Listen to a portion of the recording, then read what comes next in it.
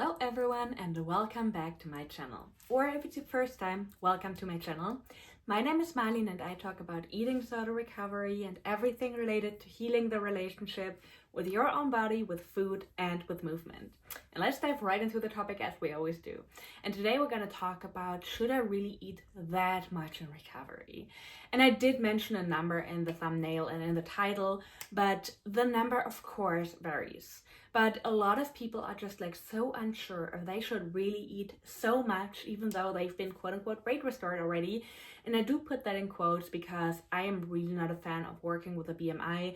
And we know for a fact that in the majority of cases, your body needs to get a little bit of extra weight just to start repairing everything internally. So weight restored or not actually doesn't really play a big role when it comes to the amount of food that you're eating. Extreme hunger is also known as post-starvation hyperphagia, and it is an actual thing, and it is really important to listen to it. But in this video, I want to give you a few arguments as to why you should really listen to that. And the first argument is something that helped me so much in recovery, and that is, why do you think that so many people who are fully recovered, and I'm not talking about shifting from one thing to another and then hitting the gym 7 times a week, or, being fully recovered but still counting calories and still controlling their food. I'm talking about the ones that are really fully recovered and being able to eat intuitively without cutting out any food groups. What do you think? Why so many of those people actually ate so much in recovery? There must be some connecting factor, and that is in fact listening to your extreme hunger. Because not only does the extreme hunger allow your body to repair, it also allows your body to finally start to trust you again, that the famine is over, because that's what it feels like for the body. There was a famine and the body does not know if there's another famine coming. So in order to regain the trust and regain the trust that there will be food available at all times, extreme hunger and listening to it is actually crucial. And the other thing is, it also helps your brain to rewire, because when you listen to your extreme hunger, chances are way higher that you're not choosing low calorie options, that you're not cutting out food groups, but that you're allowing everything.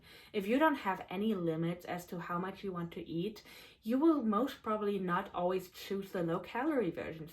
So that actually helps you to rewire your brain way faster than to stick with all those food rules for way too long. And a very, very good quote that I really like to bring up is, the people who recovered the fastest are the people that let go the fastest. And of course, letting go is not that simple. There's definitely a lot of things that you probably will still have to work through, and my clients can tell you that we're not only focusing on eating. We're oftentimes focusing on underlying beliefs, body image, setting boundaries, and everything else that comes up. But the people who are letting go of food rules the fastest are definitely more prone to reach full recovery a little bit faster, because the longer you hold on to those food rules, the longer you give your ED still a little finger to still be in your life. And we just want to make sure to let go of the ED completely, even though sometimes that can feel challenging as well, because a lot of people actually want to hold on to the last bits of their ED.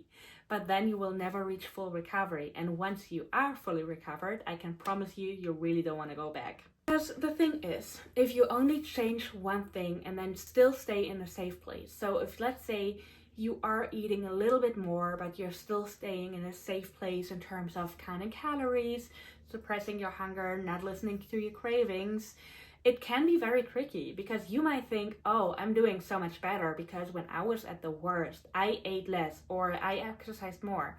But as long as you're still trying to stay in that safe place and trying to control, then you will only prolong recovery. That is really proven. The longer you hold on to that and stay in that safe place, because that safe space is actually eating disorder. In order to recover, you need to exit that safe space of eating disorder and create a new, way more sustainable safe space, which is intuitive eating, finding balance and being fully recovered. And I touched on it before, your brain really needs to learn that there's an abundance of food. And again, when you're going through extreme hunger, your body and your brain need so much food. I know it feels crazy because society tells us certain numbers, some doctors might not understand, but your body really needs a lot of food. And I'm working in the field. I've talked to a lot of dietitians who are actually, really educated in eating disorders. And they can tell you your body needs a lot of food. That is scientifically proven. So regardless of what some uneducated doctors or society tells you, you do need a lot of food. And your brain needs to learn that there's an abundance of food. So while your body needs so much food, one of the reasons to listen to that and to give it all that food is so that your brain can learn that there's an abundance of food without replacing anything, without, choosing the low calorie version, or without still holding on to those old food rules, because that is actually showing the brain again that there's not an abundance of food. Because why else would you have to choose lower portions or lower calorie versions if there would be an abundance? So for your brain to learn that and then to finally trust you and lead you to being able to listen to your hunger cues and to trust your body and to trust your hunger, that is absolutely essential. So I really hope that those arguments help you guys a little bit, because I do know how hard it is to go through extreme hunger, to go through a recovery, and constantly asking yourself if you really need that much energy. The simple answer is yes, but those arguments might be a little bit helpful to, understand why you need so much food and why that food is actually not even that much if you compare it to years and years of under eating or circling around or yo-yoing. So, overall, it's actually just a good amount of food to get you in a healthy place and to work forwards to your recovery.